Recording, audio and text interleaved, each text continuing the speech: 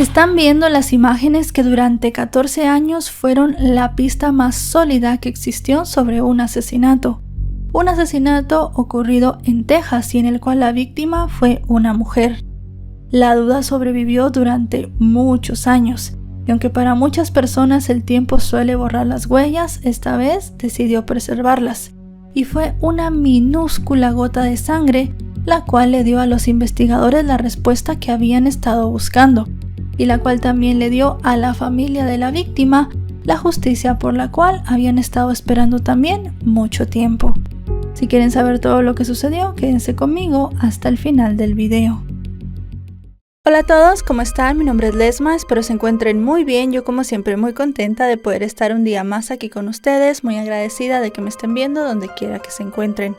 Hoy tenemos un caso sucedido en Estados Unidos, el de Iracema Chávez. Acompáñenme a ver todos los detalles.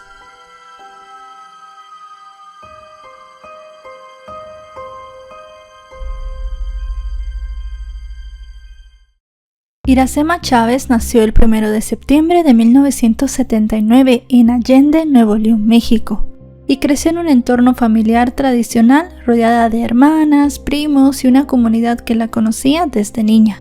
Su vida dio un giro cuando su hermana mayor Diana se mudó a Dallas, Texas, alrededor de 1998.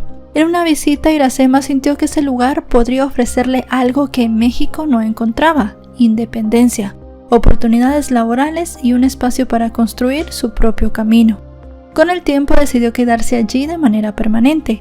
Al principio vivió con su hermana y su cuñado, adaptándose al idioma, al ritmo de la ciudad y a la vida de Estados Unidos, y poco a poco consiguió trabajo, estabilidad y finalmente su propio apartamento en Arlington, Texas. Para 2012, Iracema, de 32 años, vivía sola y mantenía una relación cercana con su familia en México y además con su hermana en Texas. En ese periodo también estaba manteniendo una relación sentimental con una mujer cuyo nombre no fue relevado. Iracema era descrita como una mujer amable, tranquila, cercana a su familia y con un carácter reservado pero afectuoso. También tenía amistades y disfrutaba de la autonomía que había construido. Y entre esas amistades había una mujer que era muy cercana a ella, una chica llamada Mayra Velázquez, originaria de Allende. Ambas compartían raíces, historia y un vínculo que se había fortalecido en Texas. Además, en esta ciudad vivían a poca distancia y se frecuentaban. Para quienes las conocían, la amistad era evidente y natural. Dos mujeres migrantes del mismo lugar que habían encontrado una en la otra un punto de apoyo, una persona cercana a su país y a sus costumbres. Así llegamos al 20 de enero de 2012, el día que todo comenzó. Esa mañana la hermana de Iracema y su sobrina de 17 años llamada Linda habían planeado visitarla en su apartamento, pero cuando llegaron al complejo residencial se encontraron con que la puerta estaba sin llave. Esto era muy extraño, aunque no necesariamente alarmante. Pensaban que tal vez Iracema había salido algún momento o quizás había olvidado cerrarla. Pero cuando las mujeres entraron, lo que encontraron cambió sus vidas para siempre. El apartamento estaba en completo silencio y cubierto de sangre. Las paredes eran blancas y mostraban todas las salpicaduras. Cuando avanzaron unos pasos, hallaron el cuerpo sin vida de Iracema en la cocina.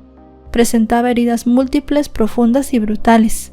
Rápidamente la mujer dio aviso a la policía, quienes llegaron de inmediato, y los detectives comenzaron a documentar toda la escena con una precisión meticulosa, ya que la ferocidad del ataque era indescriptible. Desde el primer momento los detectives notaron algo importante: no había señales de forzamiento en la puerta. Quien entró lo había hecho porque Iracema le abrió. Tampoco había señales de lucha ni indicios de que ella hubiese intentado huir. Además, no faltaban cosas de valor, solo un televisor grande de la habitación, así que no parecía un robo común, parecía algo más personal. En medio de las pesquisas, los peritos hallaron huellas de zapatos ensangrentadas, de un estilo y talla compatibles con los de una mujer o de un hombre de baja estatura. Estas huellas atravesaban el dormitorio, la sala y la cocina. Asimismo, sobre el mueble donde faltaba el televisor, había una gota de sangre fresca, la cual se convirtió en una pieza central en la investigación. era pequeña y casi imperceptible a simple vista. Con todas estas pruebas, la investigación se inició rápidamente y los detectives decidieron revisar las cámaras de vigilancia del complejo. En una de ellas encontraron un video que mostraba la llegada de una persona más o menos a las 10:36 de la noche anterior. La persona llevaba ropa holgada, sudadera con capucha y una gorra de béisbol. Realmente su rostro no se podía distinguir con claridad. En la cinta se ve a esta misma persona subir las escaleras, llegar hasta la puerta del apartamento y tocar. Se ve que esperó casi un minuto afuera. Luego de eso la puerta fue abierta y entró. Menos de 10 minutos después, alguien desconectó la electricidad del sistema de vigilancia y la grabación se detuvo. Para los investigadores este detalle no era casual. Sostenía que la persona que estuvo allí sabía que ese aparato contenía las grabaciones internas del apartamento. Sabía cómo desconectar el sistema de vigilancia y sabía qué objeto debía llevarse para borrar su rastro. El video se liberó públicamente para que la gente pudiera reconocer a la persona, pero en un primer momento no se dio ninguna información importante derivado de él. No se revelaba realmente nada y los detalles físicos no eran muy claros. Solamente se podía ver que en efecto Iracema había dejado entrar a su atacante, así que tenía que ser alguien conocido. Se descartó a varias personas, incluida la pareja de Iracema y exparejas que había tenido. Además también se hicieron algunas pruebas de ADN a familiares y realmente no se pudo identificar a nadie que hubiese estado allí esa noche. Además los análisis forenses demostraron algo terrible. Le habían dado más de 100 puñaladas. Rápidamente la gota de sangre fue enviada al laboratorio criminalístico y los análisis confirmaron que no pertenecía a ella, era sangre de otra persona y se especificó que era de una mujer. Además de eso se pudo obtener el perfil genético y lo ingresaron en la base de datos, pero en ese momento no encontraron coincidencias. Esto solamente quería decir que la persona con esa sangre seguramente no tenía antecedentes ni había estado en la cárcel por ningún motivo. Así las cosas, el caso comenzó a enfriarse. Los días se transformaron en semanas y las semanas en meses. Y la familia de Iracema desde México vivía con angustia constante, ya que no sabían qué había pasado. El caso continuó abierto hasta el año 2016, cuando surgió una nueva luz. La policía decidió intentar algo que hasta ese momento no se había utilizado en la investigación. Ya para esa fecha la tecnología había avanzado y había nuevas herramientas disponibles. La muestra entonces se envió a un laboratorio genético, donde mediante un programa se elaboró un perfil predictivo de cómo se vería la persona que dejó aquella gota de sangre. Por primera vez la ciencia ofrecía una dirección más precisa. Habían pasado 4 años y se supo que la sospechosa era una mujer de ascendencia hispana y con unos rasgos físicos estimados a partir de varios marcadores genéticos. El reporte incluía también un retrato fenotípico, una imagen generada por un algoritmo que analizaba distintas características biológicas. No revelaba un nombre, pero sí confirmaba una pista más importante. El retrato predictivo circuló entre los investigadores y si bien no les dio un nombre, reavivó un poco el caso e hizo que las personas comenzaran a ver a su alrededor. Pero lamentablemente el caso volvió a enfriarse. Tuvieron que pasar 8 años más, cuando en noviembre de 2024 la unidad de homicidios de Arlington, Texas, decidió intentar una nueva herramienta que estaba revolucionando los casos sin resolver: la genealogía genética investigativa. Esta técnica combina el ADN desconocido con una base de datos genealógicos públicos y una reconstrucción de árboles genealógicos. Ya no se trataba solamente de buscar al asesino en una base criminal, sino a través de cientos de personas que compartían segmentos de ADN. El FBI aceptó colaborar y comenzó un proceso que les consumió meses de trabajo, cientos de horas de análisis y una reconstrucción que se extendió por generaciones. Así las coincidencias comenzaron a aparecer. Primero primos lejanos, familiares distantes y personas que compartían algunos segmentos de ADN. Pero cada coincidencia los llevaba a otra rama más cercana. Finalmente fue hasta 2026, en abril, que después de toda esta reconstrucción genealógica, el FBI notificó un avance muy importante. Habían identificado a una posible sospechosa. ya que su ADN coincidía parcialmente con familiares identificados en esta genealogía genética. Después de 14 años se tenía un nombre, Mayra Velázquez, que en ese momento tenía 42 años, aquella amiga cercana de Iracema de la que ya les hablé y que residía a pocos metros de su apartamento. Pero esta genealogía no era suficiente para arrestarla, se necesitaba una muestra directa de ADN, así que los detectives comenzaron una vigilancia un tanto discreta. Siguieron a Mayra hasta un restaurante, ella se sentó a comer, conversó y luego se marchó. En la mesa dejó unos utensilios, entre ellos un tenedor de plástico. Los investigadores recuperaron este tenedor de la basura y el laboratorio analizó el material genético encontrado en él. La coincidencia fue perfecta. Aquella gota pequeña encontrada en ese mueble de televisión hacía 14 años en el apartamento de Iracema era una gota de sangre de Mayra. Con la evidencia genética obtenida el 16 de julio de 2026, una unidad encubierta localizó a Mayra en Texas y la detuvo. La detención ocurrió sin ninguna resistencia y sin ningún problema, y rápidamente fue trasladada a una cárcel de mujeres donde quedó recluida sin derecho a fianza. Esto bajo la acusación de asesinato capital. Para la fiscalía, el robo del televisor no había sido un hurto improvisado, sino un acto deliberado para eliminar cualquier imagen de grabación interna del apartamento. La noticia del arresto llegó rápidamente a la familia de Iracema. Cuando la policía los llamó, la reacción fue una mezcla de sorpresa, dolor y alivio. Sorpresa porque había pasado mucho tiempo y ya no esperaban avances. Dolor porque esto removía recuerdos y alivio porque finalmente se iba a hacer justicia. La comunidad de Allende también sintió el impacto, no solamente por Iracema, sino también por Mayra. Eran dos mujeres del mismo lugar que habían estado unidas por una amistad, pero que ahora todo era visto bajo una luz distinta. La idea de que una de ellas pudiera haber terminado con la vida de otra resultaba difícil de comprender.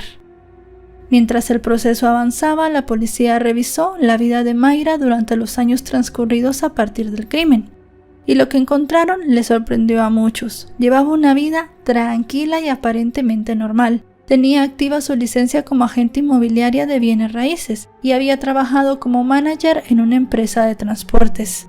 Sus redes sociales además mostraban viajes internacionales: París, Londres, Nueva York, Dubái, y fotografías con sus hijos y su pareja. Incluso había publicado un mensaje lamentando la muerte de Iracema en 2012.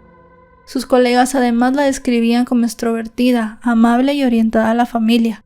Nada en su vida pública sugería que cargara con un secreto tan oscuro. Esta doble realidad impactó profundamente a quienes la conocían, ya que había sido señalada como una mujer que había cometido un crimen terrible y que había pasado años sin mostrar ni un atisbo de dolor. Así, el proceso judicial comenzó con las audiencias preliminares. La fiscalía presentó la pieza central, aquella gota de sangre encontrada en 2012.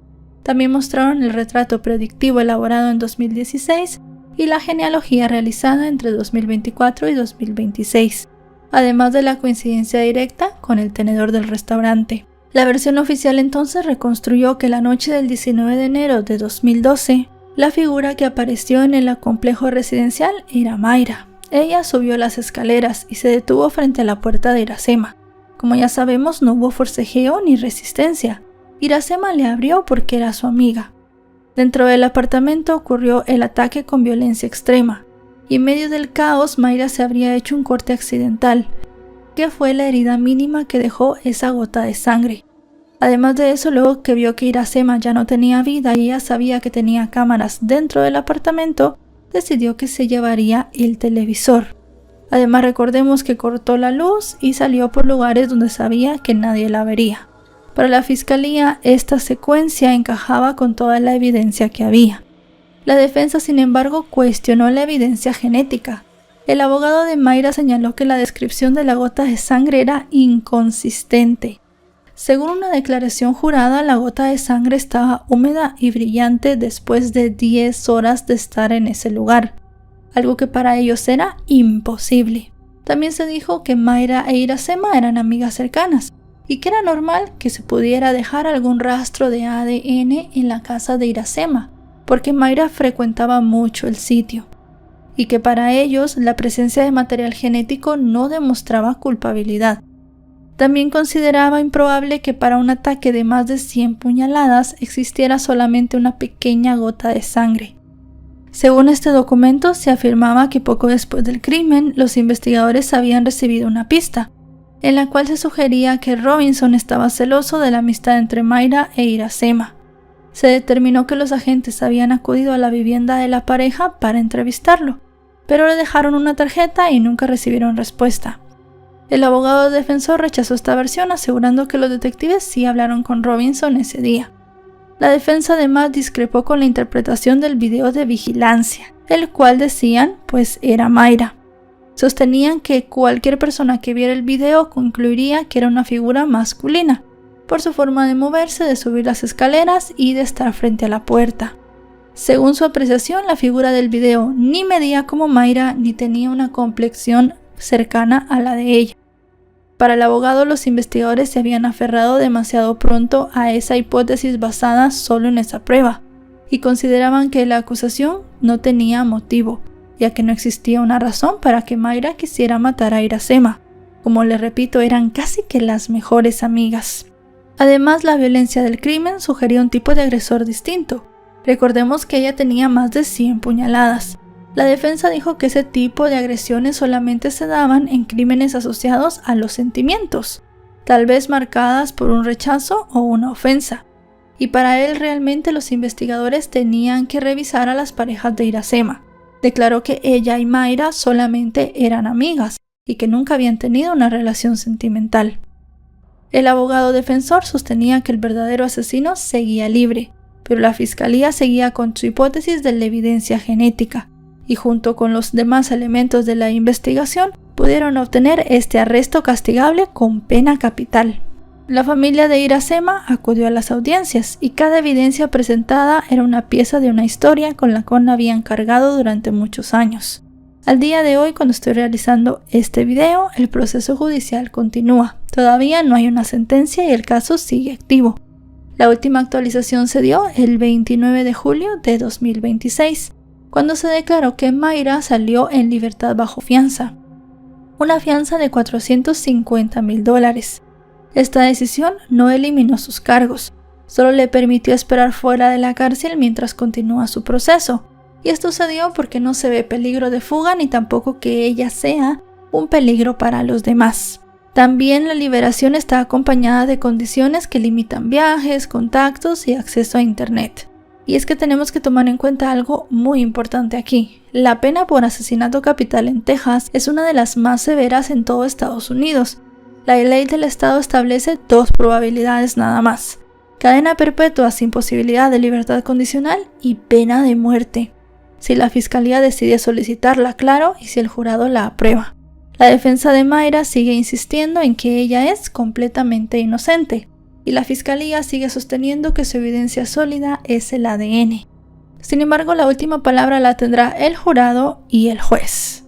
La historia de Iracema es una historia impactante, de cómo la tecnología pudo transformar una investigación. El caso nos plantea una reflexión más amplia sobre la naturaleza de la justicia, y es que la genealogía genética ha cambiado la forma en la que se investigan los homicidios. Esto ha permitido identificar a muchos sospechosos, no solo a Mayra, y ha logrado resolver casos que parecían imposibles, y además ha dado respuestas a muchas familias. Hoy en día la familia de Iracema sigue esperando una sentencia y que el sistema judicial confirme lo que la ciencia para muchos ya reveló.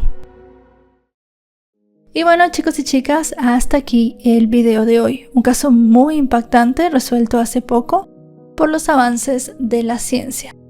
Hay algo que tenemos que tomar en cuenta, y es que a pesar de que Mayra era tan amiga de Iracema y se decía que eran las personas cercanas las que podían haber ejecutado el crimen, en su momento nunca le pidieron una muestra genética o nunca se le investigó. Muchas personas dicen que tal vez Iracema y Mayra tenían algún tipo de relación sentimental y que por eso ella le quitó la vida. También lo dicen por lo mismo que dice la defensa, el hecho de que fuese un crimen con tantas puñaladas. Para las personas, seguramente ellas habían tenido algún tipo de roce, habían tenido alguna pelea, tal vez una rechazó a la otra o al revés, y las cosas pues no salieron bien. Esa es una hipótesis que se lee mucho en internet. Recordemos también que el esposo de Mayra se dijo que estaba celoso de esa relación. Realmente ustedes para este momento ya habrán visto el video, así que déjenme en comentarios si ustedes creen que la persona que va ahí es un hombre o una mujer, porque ha sido algo muy controversial, vamos a decirlo así. Realmente si es Mayra la culpable de quitarle la vida a Iracema, podemos ver cómo a ella le dio igual. Continuó con su vida, se ve que tiene viajes, ha ido a muchos lugares, tiene a sus hijos, todavía está con el esposo que tiene también. No se le ve en ningún momento que ella se haya sentido mal por quitarle la vida a Iracema, e incluso, como ya dijimos también en el video, puso un mensaje lamentando su muerte. Si es verdad que ella realmente es una persona pues con muy pocos sentimientos, bastante manipuladora también, y además de eso que puede ser un peligro para todos. Está libre bajo fianza, no sabemos exactamente qué vio el juez para dejarle libre bajo fianza. Muchas veces lo que ven es el hecho de que la persona no va a huir, que está muy arraigada, que no ha intentado huir tampoco. Al final ella estuvo muchos años libre y nunca trató de irse de Texas, siempre se mantuvo en el mismo lugar. Así que seguramente por ahí van también las razones por las cuales ella puede estar en su casa esperando a que se dé su juicio. Esto seguramente, como ustedes ya saben, tardará muchísimo tiempo. Seguramente al menos un año más o varios meses más. La verdad es que tienen que empezar las audiencias, se tiene que elegir un jurado. Pero sí que Mayra se está enfrentando a una pena muy dura. Y es que en Texas sigue existiendo la pena de muerte. Esto ya no existe en muchos estados de Estados Unidos. Y además de eso hay muchos estados que han mantenido congeladas las ejecuciones. Pero al final de cuentas es una sentencia de pena de muerte. Mucha gente lo que hace en estos casos para no tener esta pena es que se declaran culpables. Pero por lo que vemos, la estrategia de Iracema y sus abogados no va por allí. Ellos siguen diciendo que ella es inocente. Güey, a lo mejor me iban a matar, bro. Me quedé preocupada. Que porque dice que no se le veía la cara. Me iban a levantar. Acaban de ver las últimas imágenes con vida de una joven mexicana. Y durante más de un año todo el país vivió en incertidumbre, luego de que su caso se hiciera viral. Hasta que finalmente en julio de 2026 se realizaron las primeras capturas. Y la investigación reveló una hipótesis que dejó impactados a todos. Si quieren saber qué sucedió, quédense conmigo hasta el final del video. Tenemos un caso sucedido en México, el de Valeria Márquez. Acompáñenme a ver todos los detalles.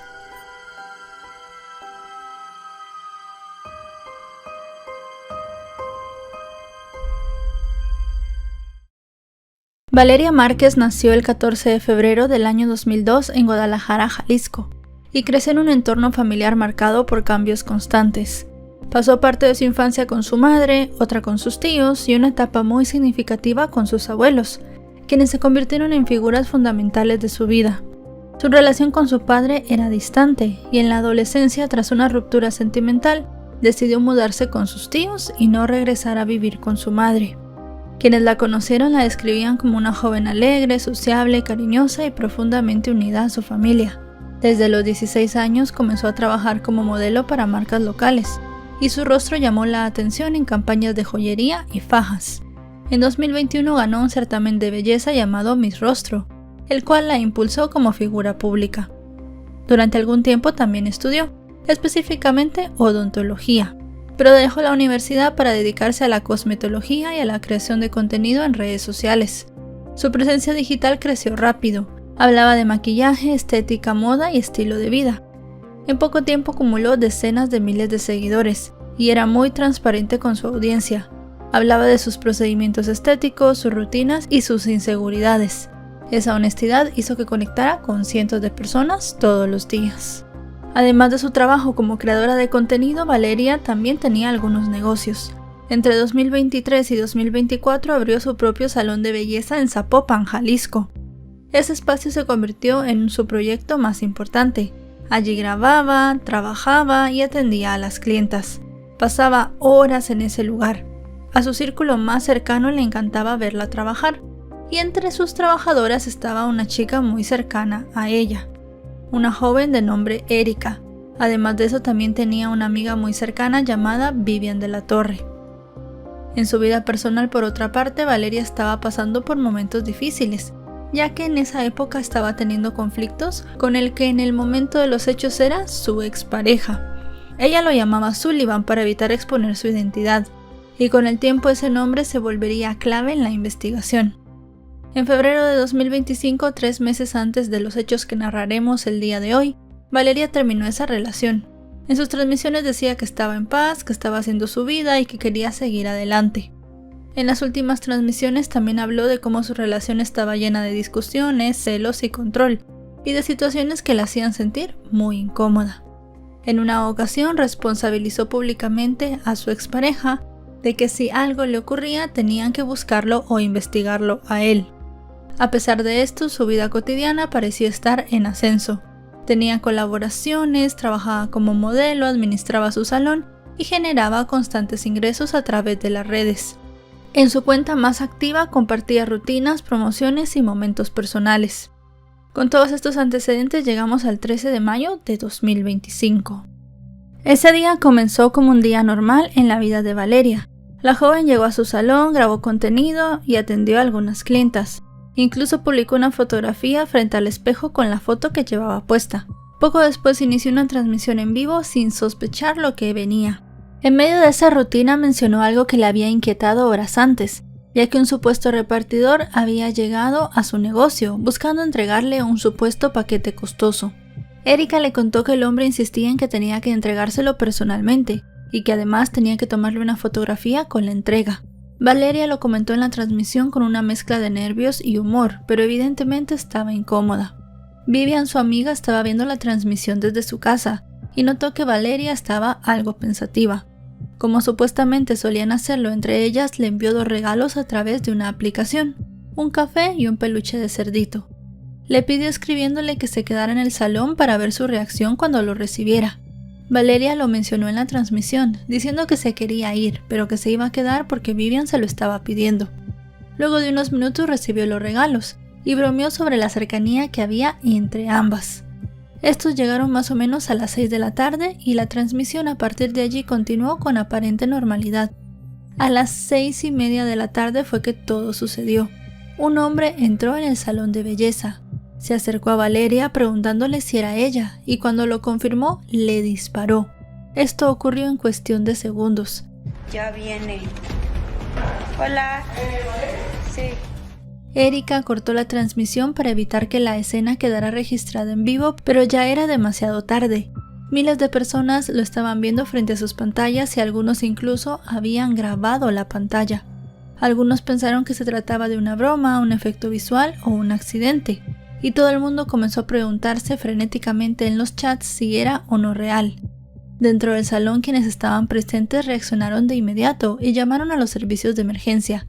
Los primeros en llegar fueron los policías municipales y los paramédicos, y después arribó el Ministerio Público y el Instituto de Ciencias Forenses.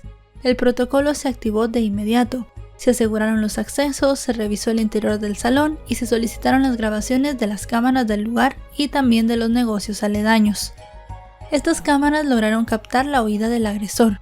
El hombre caminó con calma hacia la puerta, salió del edificio y subió a una motocicleta que lo esperaba, y luego escapó escoltado de un automóvil de color blanco que bloqueó la vista de otros vehículos y facilitó su entrada a la avenida. Paralelamente, los peritos fotografiaron cada detalle, levantaron casquillos y marcaron la trayectoria de los disparos. En el sillón donde Valeria había estado sentada se mostraban los impactos de bala, y su cuerpo fue trasladado para hacerle los análisis correspondientes. Estos análisis confirmaron que había recibido 3 impactos de bala, 1 en el tórax y 2 en la cabeza, y su muerte fue prácticamente instantánea. El tipo de arma utilizada coincidía con los calibres empleados por células criminales. La precisión del ataque también reforzaba la hipótesis de que no era un crimen improvisado, sino una ejecución planeada. Luego de que le hicieran los análisis, su cuerpo fue trasladado en una carroza y escoltado a una funeraria en Guadalajara. Allí recibió numerosos regalos. El ambiente era de hermetismo y dolor, y la familia evitó dar declaraciones a la prensa. Y mientras los familiares estaban de duelo, las redes sociales se llenaban de tributos. Su comunidad la describía como una joven trabajadora que buscaba siempre salir adelante. Sus publicaciones además se llenaron de distintos comentarios en los cuales la gente pedía justicia. También algunos colectivos de mujeres convocaron a distintas marchas simbólicas en Guadalajara y en otros lugares cercanos, esto para visibilizar la violencia en contra de las mujeres. Además, la presidenta de México envió condolencias y aseguró que el Gabinete de Seguridad trabajaría de forma coordinada con la Fiscalía para saber qué sucedió. El impacto del asesinato de Valeria fue mediático y masivo.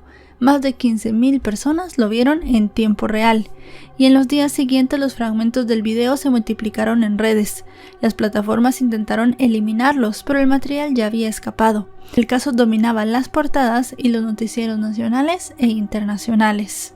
Al mismo tiempo, la cobertura mediática generó controversia, ya que se denunció una fuerte revictimización. El video de su muerte circuló por muchos lugares y las redes sociales comenzaron a construir hipótesis que iban más allá de los hechos comprobados.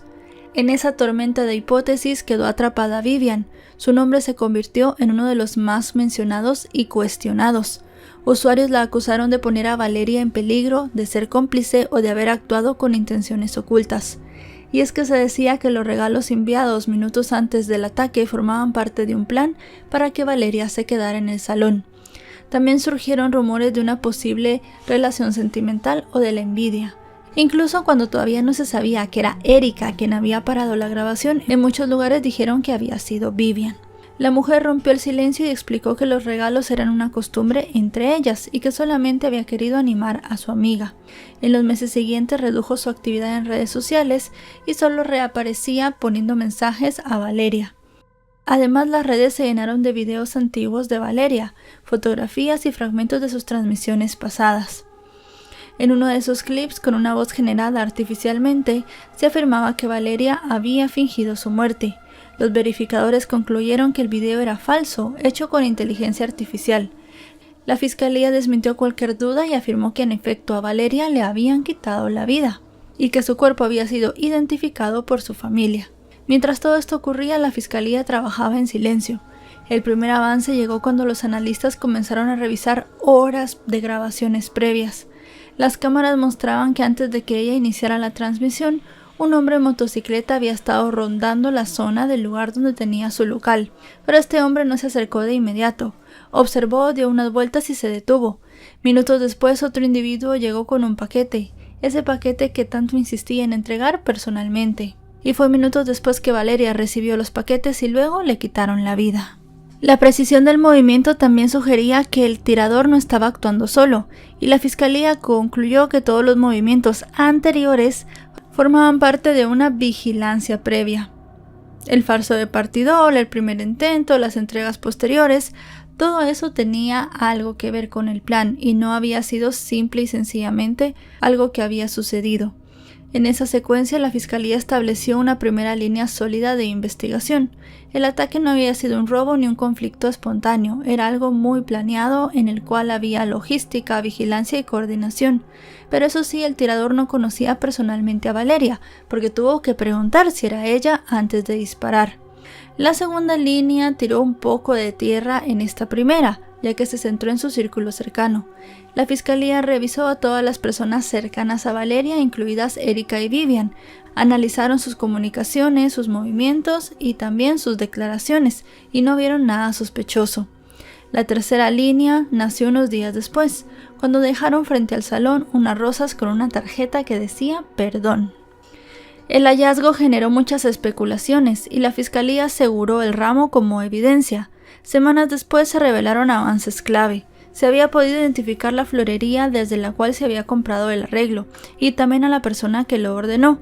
Sin embargo, el servicio fue contratado en persona y el establecimiento no tenía cámaras de seguridad, por lo cual el Instituto de Ciencias Forenses analizó las huellas dactilares encontradas en el papel y en el celofán. Solo 2 de estas huellas tenían suficiente calidad como para ser comparadas y no coincidieron con ningún registro criminal. No fue posible determinar cuántas personas habían manipulado el ramo. Aunque se mencionó a un posible responsable, no quedó plenamente identificado, y el ramo permaneció como un elemento sin valor concluyente para la investigación. La ausencia de información oficial abrió la puerta a las especulaciones, y en este vacío surgió el primer nombre que dominaría las conversaciones: Ricardo Ruiz Velasco, conocido como R, líder criminal del cartel Jalisco Nueva Generación. Algunos medios señalaban que había tenido una relación sentimental con Valeria y que debido a su estilo de vida, pues podía querer mantener ese vínculo. Recordemos que Valeria tenía viajes, regalos costosos, automóvil del año y además de eso su salón.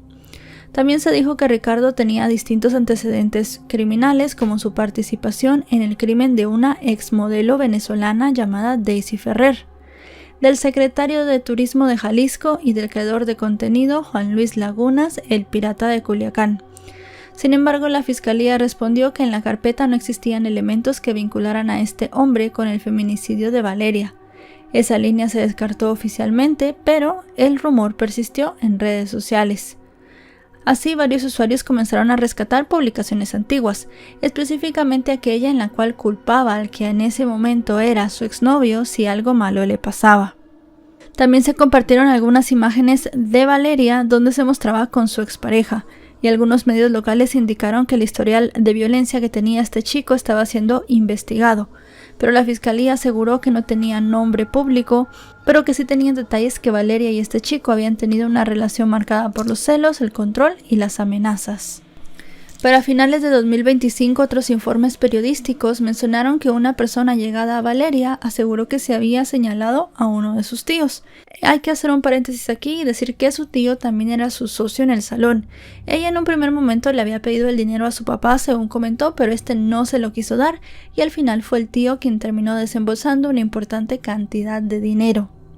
Esta versión circuló en redes y algunos medios la retomaron, pero no existían elementos que vincularan a ningún familiar a la línea del tiempo, por lo cual todo esto quedó descartado.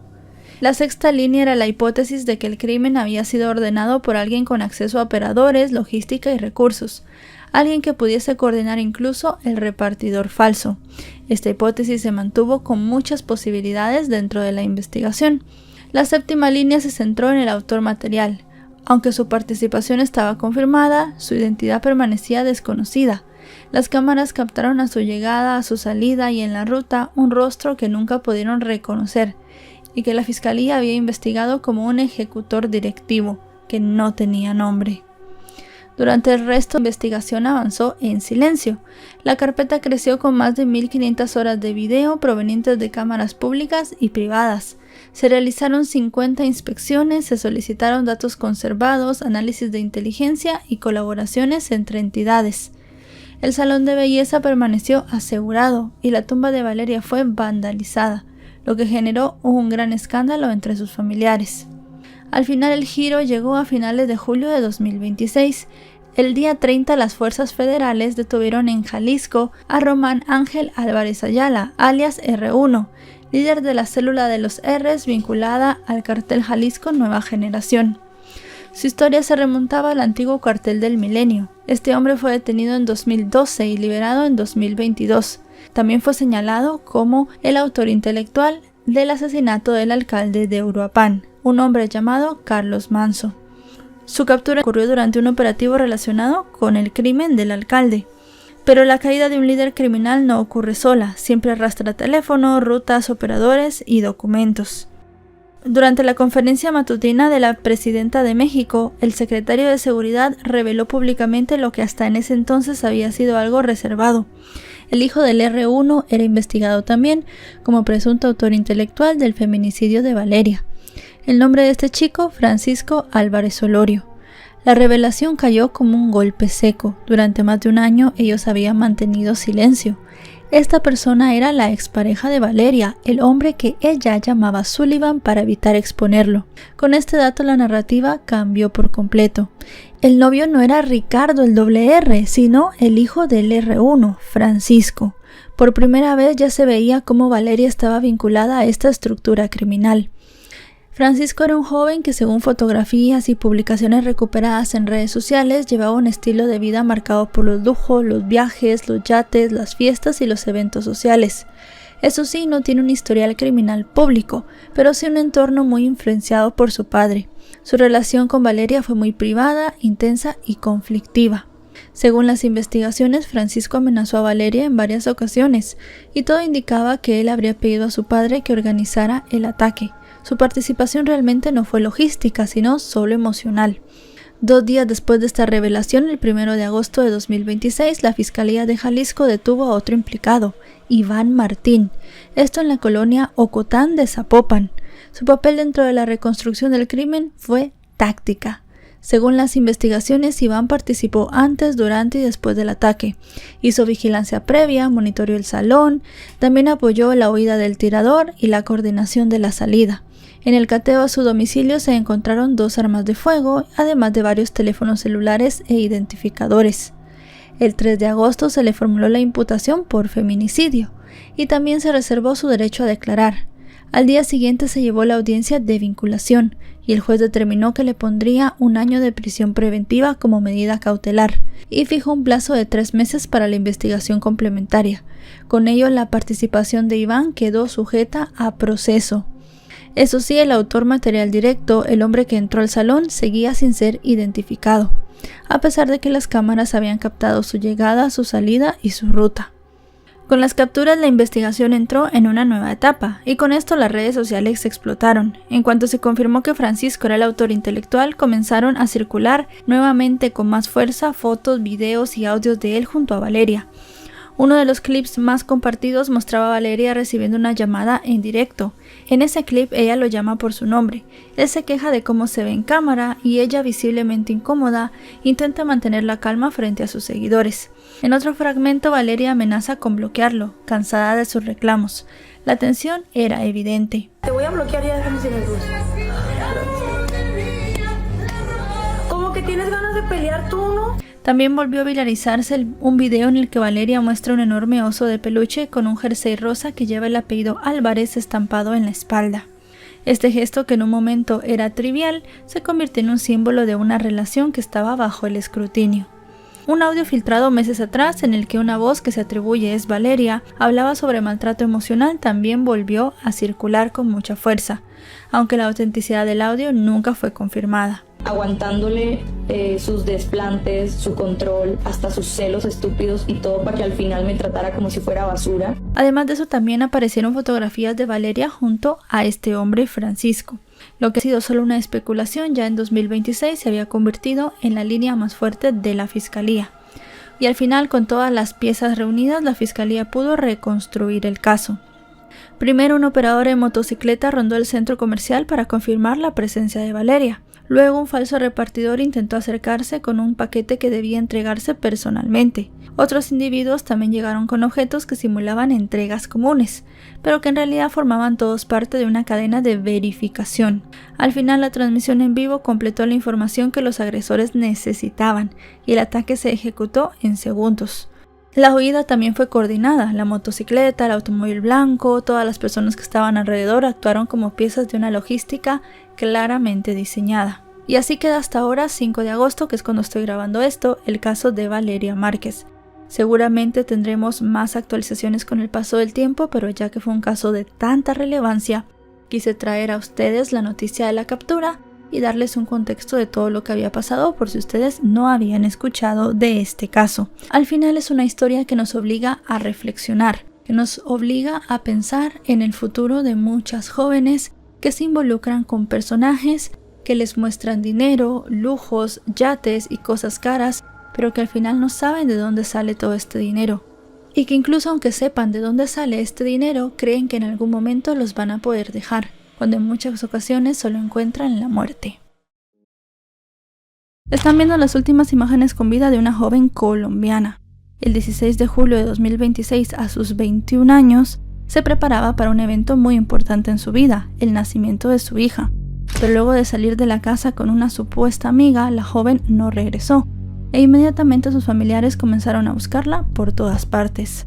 Si quieren saber todo lo que sucedió, quédense conmigo hasta el final del video.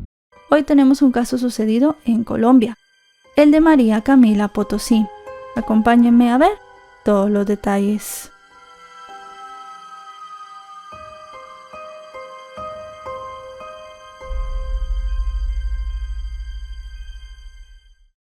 María Camila Potosí Gómez nació en Colombia en el año 2005 y creció en la ciudad de Cali, cerca de su familia.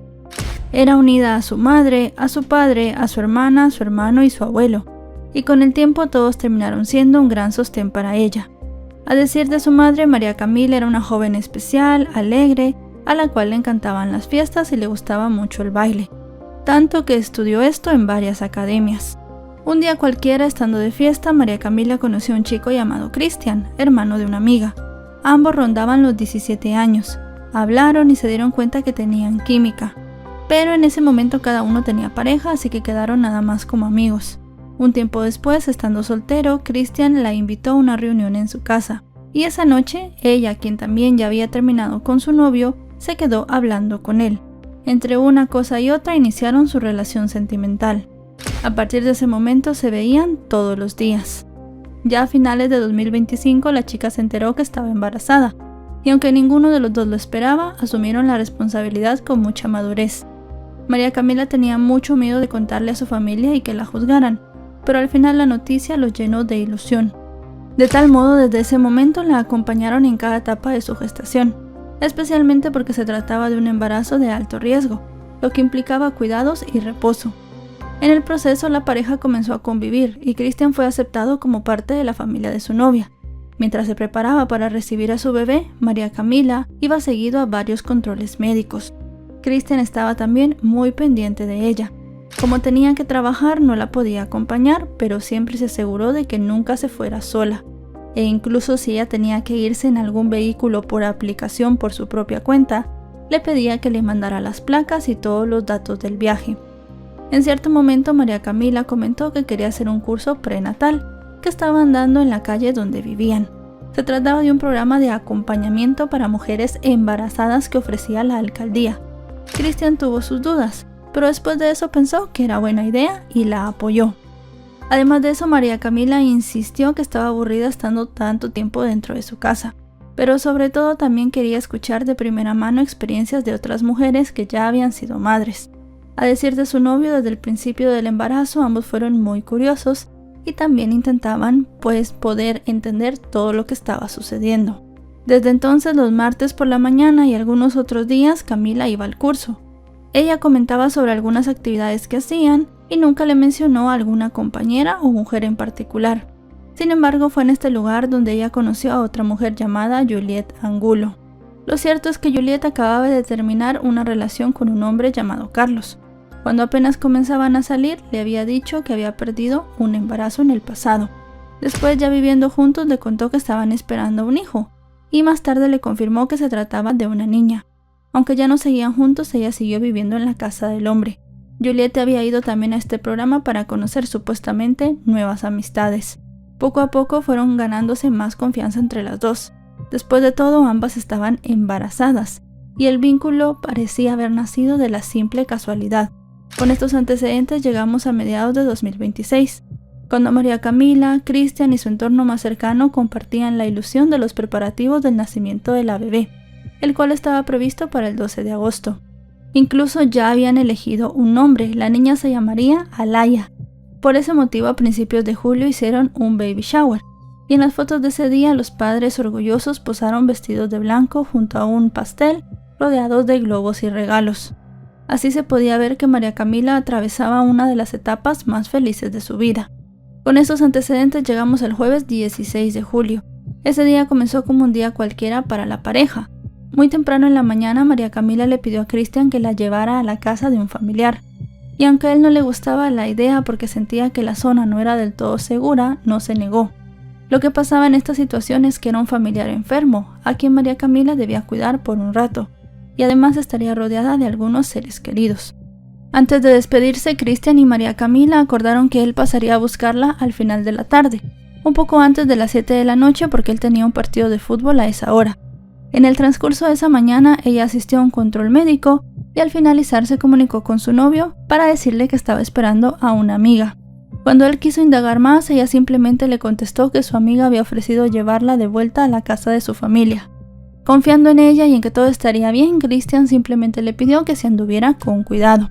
La pareja tenía por costumbre enviarse fotos de dónde estaban y con quién, y Cristian aseguró que por motivos de seguridad siempre le gustaba saber dónde estaba ella. Aquel día no fue la excepción. María Camila le pasó la foto de una amiga. Además del vehículo, en la imagen también se veía a la muchacha en cuestión sacando dinero. A partir de ahí estuvo más tranquilo y siguió con su jornada laboral. Más tarde continuaron en contacto y así supo que durante un rato habían estado en una zona donde se habían quedado sin energía eléctrica. Además también María Camila llegó a comentarle que estaba haciendo manualidades para su bebé e incluso le mandó un video. Ya pasadas las 4:30 de la tarde le avisó que comenzara a alistarse, pues saldría un poco antes de lo esperado y pasaría a buscarla. Unos minutos antes de las 5 ella le contestó, y aquel sería el último mensaje que Cristian recibiría de su pareja. En principio él no se preocupó, pensó que quizás habían vuelto a cortar la energía, y que ella no le respondía porque se le habían acabado los datos. Pero una vez que la llamó y no obtuvo respuesta, se arregló lo más rápido que pudo y salió a buscarla. Ya en casa de la familia de María Camila preguntó por ella, y su abuela le dijo que no había regresado. Cristian no se alarmó. Primero pensó que tal vez se había atrasado hablando con su amiga o que simplemente estaban realizando alguna diligencia. Lo que hizo entonces fue ir a su casa para cambiarse, arreglarse e irse al partido. Sin embargo, al dirigirse de nuevo a la vivienda de los familiares de María Camila, varias personas explicaron que la chica había salido para autorizar unos documentos, pero nunca la habían visto regresar. Lo único que sabían era que antes de irse había avisado al hombre que cuidaba el lugar que volvería enseguida. También le contaron que a las 4:20 de la tarde la misma mujer de la moto había pasado a recogerla. La situación parecía extraña, pero Cristian asumió que a lo mejor María Camila estaba realizando trámites importantes y por eso no respondía a las llamadas. Además también recordó que de unos meses para acá, el teléfono de ella presentaba problemas de batería y era habitual que se quedara rápidamente sin carga. Y como el hospital a donde supuestamente ella había ido a hacer estas diligencias estaba muy cerca de la casa, él pidió a la familia que cuando ella llegara le hablaran y le dijeran que todo estaba bien. En ese momento nadie parecía especialmente preocupado por los hechos y todos creían que simplemente había un retraso. En cuanto a Cristian, antes de irse a jugar, le envió un mensaje a ella pidiéndole que la llamara o le escribiera. Ya en la cancha le pidió a una joven que estaba cerca que sostuviera su teléfono y que si recibía cualquier mensaje de María Camila lo llamara de inmediato. Sin embargo, cuando ya habían transcurrido 20 minutos desde el inicio del partido, Cristian abandonó la cancha. Se cambió lo más rápido posible y se salió, porque dijo que tenía un mal presentimiento. Poco después se comunicó con uno de sus primos para preguntar si María Camila estaba en algún lugar. Este le respondió que ella no había llegado a la casa y que apenas comprobaran que ella estaba en casa de sus familiares, en su propia casa o en algún lugar, lo llamarían de inmediato para darle la noticia. Fue entonces cuando Cristian pidió que mejor salieran a buscarla a los alrededores, ya que para todos esto estaba simplemente fuera de lo normal. A quien fuera que fuese a visitar, ella siempre se comunicaba con alguien. Sin novedades, Cristian decidió ir personalmente al lugar donde habían visto a María Camila por última vez. Trataron de recorrer la zona, conseguir cámaras de negocios cercanos, pero esto no fue fácil. Varios locales tenían que esperar a su administrador y en otros dijeron que directamente no iban a entregar grabaciones sin una orden policial. Para Cristian esta respuesta fue desesperante. María Camila ya llevaba horas sin aparecer y cada minuto tenía que ser decisivo. Esa misma noche, una vecina mayor se ofreció a mostrarles las cámaras de su casa. Ahí confirmaron lo que ya sospechaban. Exactamente a las 4:16 de la tarde, María Camila se había ido del lugar con la mujer de la moto. Una mujer que describieron como de tez morena, bajita, robusta, con cabello oscuro y rizado. En ese punto a Cristian le surgieron más dudas. María Camila le había mandado un mensaje a las 4:48. Y si ya llevaba rato de estar con esa mujer, ¿por qué no le había avisado que estaba de nuevo con ella? Cristian conocía muy bien a la joven y estaba seguro de algo. Si ella hubiese decidido irse por su cuenta, se lo habría contado. Mientras tanto, los familiares intentaron identificar a la mujer. Preguntaron entre amigos y entre conocidos, pero nadie sabía quién era. Como resultado de esta nueva información, la familia fue a las autoridades para denunciar formalmente la desaparición. Sin embargo, se encontraron con un obstáculo. Les dijeron que para tramitar la denuncia tenían que esperar 72 horas. La familia entonces se dedicó a buscarla por sus propios medios. Para ello se repartieron las tareas. Buscaban grabaciones, hicieron trámites con la fiscalía, dieron vueltas por la ciudad y en paralelo las imágenes también comenzaron a circular a través de redes sociales y mensajes. El viernes 17, un día de la desaparición, mientras Cristian seguía recorriendo el sector en busca de cámaras, la mujer de la moto apareció. Dijo que su nombre era Juliet. Recordemos que esta era una de las amigas que supuestamente María Camila había conocido en aquel curso para embarazadas. Apenas se enteró, Christian fue corriendo a verla. Cuando llegó, los familiares no paraban de hacerle preguntas. Él prefirió quedarse a un lado. Christian observó a Juliette. Se veía nerviosa y repetía que se sentía presionada porque todos la interrogaban. Ella decía que estaba nerviosa porque sentía que todos la estábamos atacando con preguntas. Los familiares simple y sencillamente querían respuestas. Entonces le decían, es normal que te ataquen o que te sientas atacada porque estamos preguntando, se perdió alguien. La última persona que la vieron fue contigo.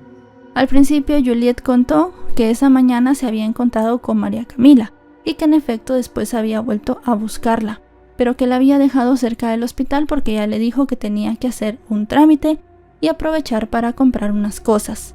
A partir de ahí ya no se supo qué pasó con la joven, pero a medida de que Juliette hablaba se le empezó a caer su versión, ya que cambiaba mucho el lugar exacto donde había dejado a María Camila o las cosas que habían pasado después. Entonces, a medida que iba pasando las cosas o iba hablando más nerviosa, como que cambiaba ciertas cosas. Por ejemplo, dijo que la había llevado a un sitio donde vendían pañales, luego a un puesto de salud y en otro momento en la esquina de una panadería. Incluso llegó a jurar que la había visto caminando por su cuenta. Por supuesto, la familia ya para este momento estaba empezando a sospechar mucho.